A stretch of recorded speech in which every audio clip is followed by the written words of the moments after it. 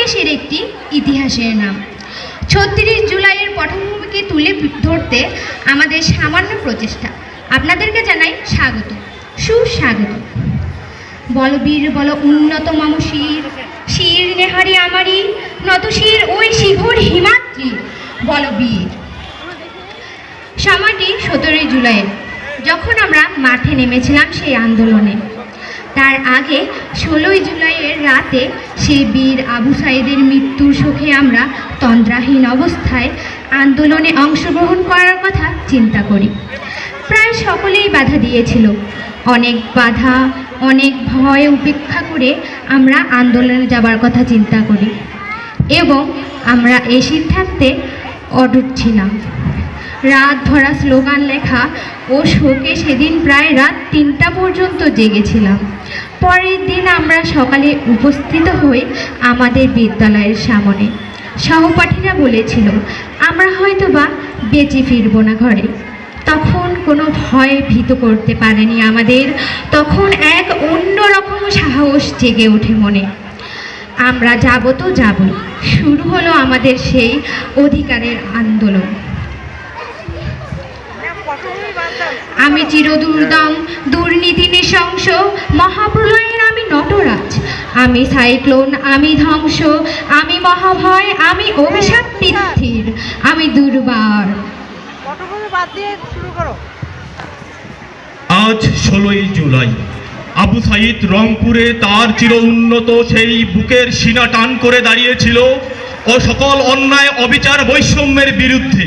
ঠিক এমনই সময়ে অমানবিক কিছু পশুর গুলিতে ঝাঁঝরা হয়ে যায় তার বুক। আবু সাঈদ আর আমাদের মাঝে নেই, সে চলে গিয়েছে, আমাদেরকে দেখিয়ে গিয়েছে বিজয়ের হাসি।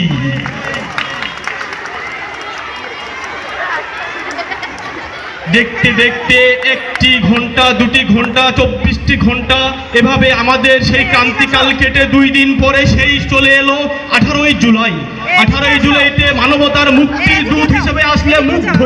সে পানি নিয়ে যাচ্ছিল, পানি লাগবে পানি, পানি লাগবে পানি। ঠিক এই সময় হানাদার বাহিনীর আরেকটি গুলি তার লেগে গেল।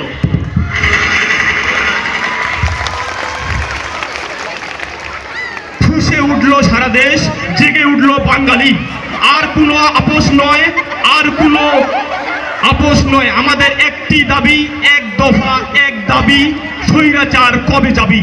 সেই দফা নিয়ে বাংলার ১৮ কোটি জনতা হয়ে গেল আবু সাঈদ, ১৮ কোটি জনতা হয়ে গেল মুগ্ধ। তারপরে এলো সেই হৃদয় বিদারক দৃশ্য। আমাদের সামনে চলে এলো ৪ই আগস্ট। সেই আমাদের নির্মম নাফিসকে গুলি করে হত্যা করেছিল, কিন্তু আমাদের মানবতার আরেকজন কাণ্ডারি নূর মোহাম্মদ বসে থাকতে পারেনি।